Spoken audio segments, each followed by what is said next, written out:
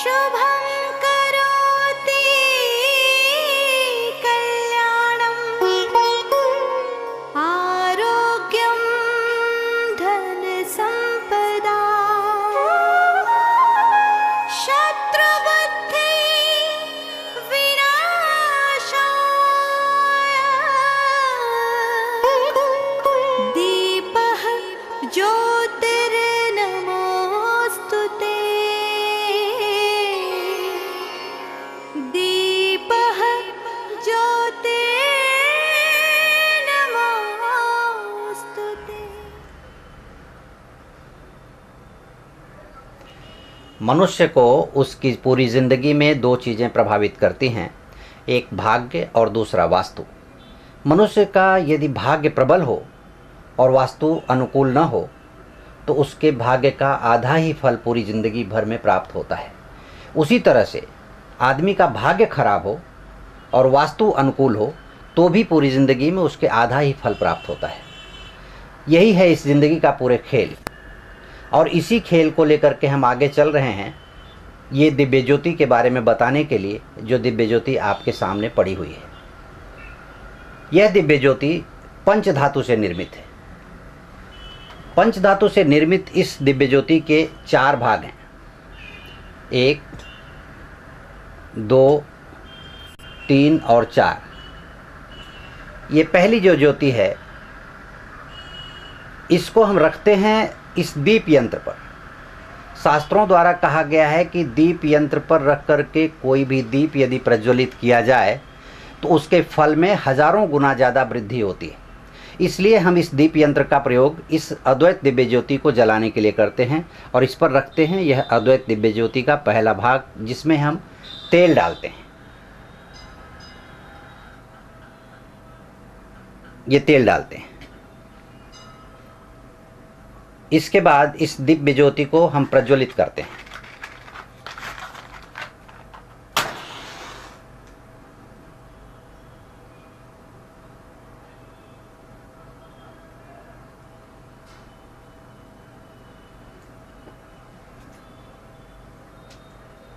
इस दिव्य ज्योति के प्रज्वलन के बाद इसके दूसरे भाग को, जिसमें इसके मंगलकारी चिन्ह बने हुए हैं, स्वास्तिक, ओम, त्रिशूल, इसे हम ढक देते हैं, जिसके द्वारा प्रकाश की किरणें धीरे धीरे बाहर निकलती हैं।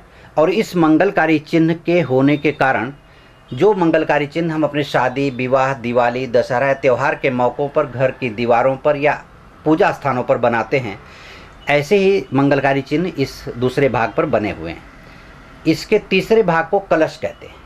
इसमें हम 3/4 पानी डालते हैं। पानी डाल करके हम इसे इस दूसरे भाग के ऊपर रख देते हैं। इसमें हम कपूर की 3-4 गोलियां इसमें डाल देते हैं। उसके बाद हम इसमें डालते हैं लवंग की 2-4 कलियां। इस पानी में एक नीलगिरी का तेल भी डालते हैं 2-4 बूंद, जिसके बारे में हम आगे बताएंगे।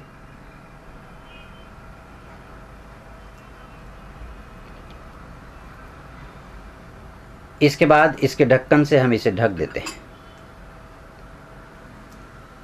अब यह दिव्य ज्योति जब प्रज्वलित की गई है तो ये पंच धातु से बनी हुई जो इसकी दीवारें हैं ये गर्म होती हैं। इस पंच धातु से गर्म हुई दीवार की गर्मी जब वातावरण में फैलती है तो एक सकारात्मक ऊर्जा का निर्माण करती है। यही सकारात्मक ऊर्जा हमारे घर परिवार को पवित्र करती है एवं शुद्ध रखती है। इसके बाद ये जो आप निशान देख रहे हैं, जिसके बारे में हमने चिन्ह के बारे में बताया, ओम, स्वस्तिक और त्रिशूल, ये ओम और स्वस्तिक त्रिशूल की तरह से ही प्रकाश की किरणें हमारे शरीर पर, हमारे घर की दीवारों पर, हमारे घर में रखी हुई सामानों पर इसी प्रकाश की चिन्ह के साथ ये प्रकाश पड़ता है। जब मंगलकारी चिन्ह बना देने से आपके घर परिवार में खुशी होती है तो प्रकाश की लौ का अगर वो मंगल चिन्ह आपके शरीर पर पड़ता है, आपके दीवार पर पड़ता है, आपके घर की वास्तुओं पर पड़ता है तो कितना ही शुभमय होगा, कितनी सकारात्मक ऊर्जा उसमें से निर्माण होगी। और इस तरह से आपके आपके घर परिवार का जो वातावरण होगा एकदम प्रसन्न चित्त होगा और हमेशा फलदायी रहेगा। उसके बाद इस दिव्य ज्योति के बारे में मैं बताना चाहता हूँ कि ये दिव्य ज्योति एक बार जला देने से लगातार 20 घंटे जला करती है। कोई भी व्यक्ति सुबह 7 बजे, 8 बजे, 9 बजे पूजा करता है, वही व्यक्ति घर से बाहर जाता है, काम पर, व्यापार पर जाता है, नौकरी पर जाता है। वहाँ से लौटने के बाद यदि वो व्यक्ति शाम को 7 बजे, 8 बजे, 9 बजे या 10 बजे पूजा करता है और इसकी बत्ती को, जिसके लिए हमने एक चिमटी दिया हुआ है, उस बत्ती की लौ को जब सही करता है और उसमें अगर पानी सूख गया हो तो पानी डाल देता है, तो यह दिव्य ज्योति निरंतर जला करती है, जिसे हम अखंड ज्योति कहा करते हैं। यह दिव्य ज्योति अखंड ज्योति का रूप ले लेती है।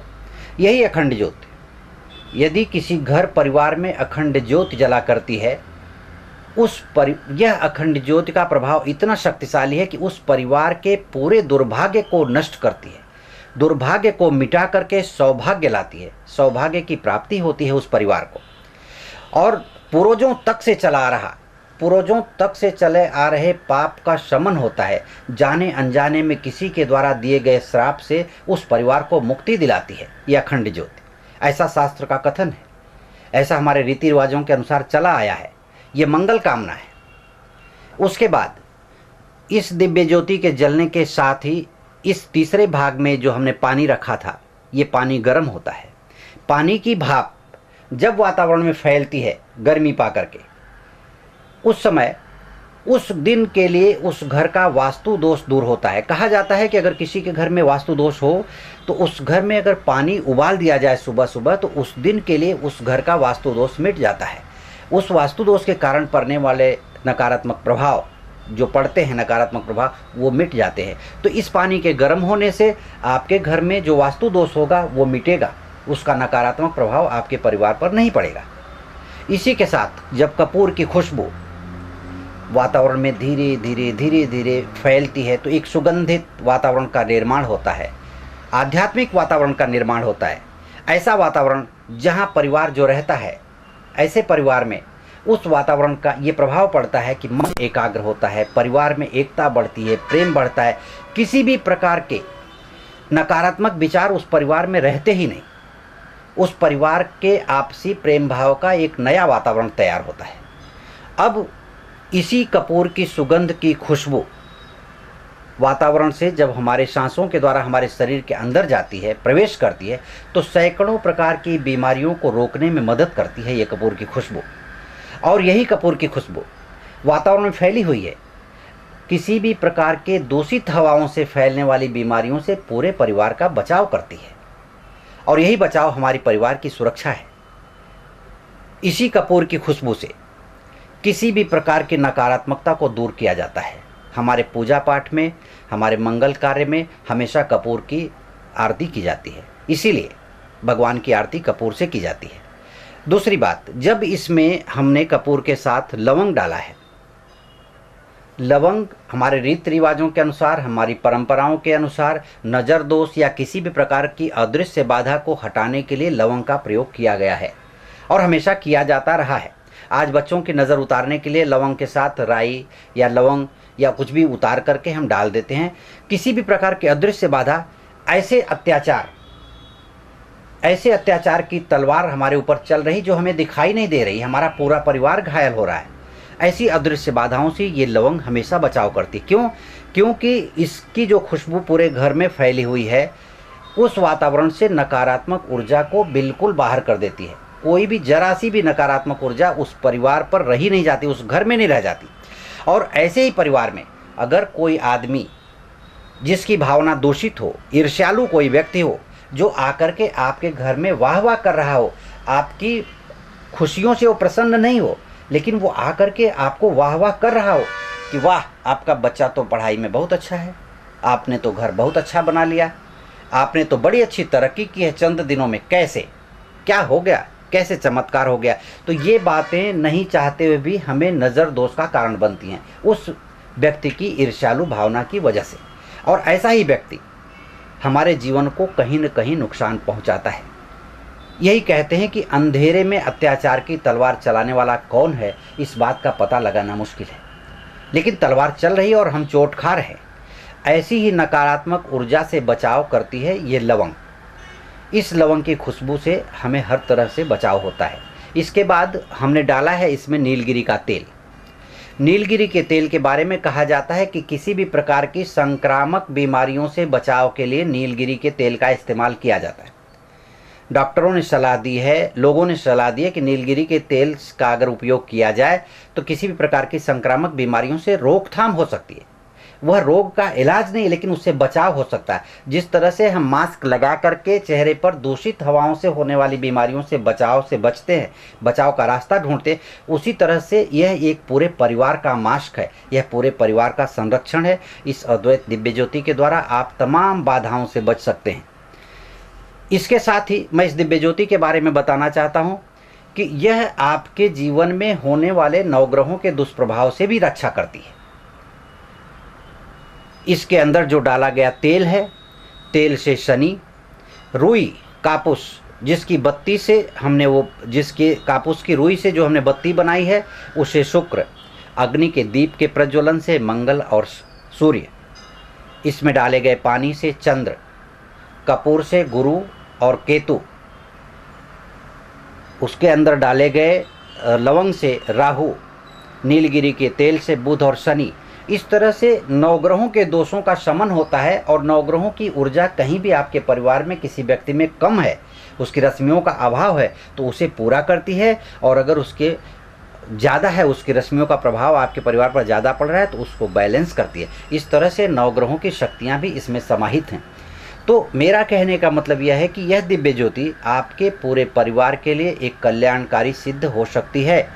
यदि आप इसे जलाएं और निरंतर जलाएं, अखंड ज्योति का रूप ले, तो आपके परिवार के दुर्भाग्य नष्ट होने में ये दिव्य ज्योति मदद करती है और हमेशा मदद करती रहेगी। वास्तु में किसी भी प्रकार का दोष हो, किसी भी दिशा की वास्तु हो, जैसे दक्षिण दिशा के वास्तु को हमारे शास्त्रों द्वारा गलत माना गया है। ये कहा गया है कि दक्षिण दिशा के वास्तु में रहने वाले लोगों को जीवन में सुख की प्राप्ति कम हो पाती है। तो ऐसी दिशाओं के लिए यह अद्वैत दिव्य ज्योति वरदान साबित होती है।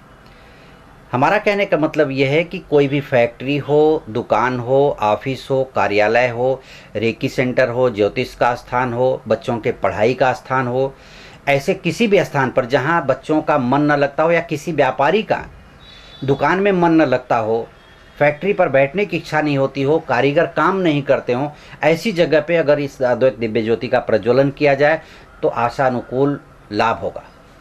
कहा जाता है कि जिस परिवार में अखंड ज्योति जला करती है, उस परिवार को सैकड़ों यज्ञ का फल मिलता है। और इसी फल के कारण उसके परिवार में किसी भी प्रकार के दुष्कर्म किए गए हों, पाप किए गए हों, किसी भी प्रकार के जाने अनजाने में कोई गलती की गई हो, तो इनके पापों का शमन होता है।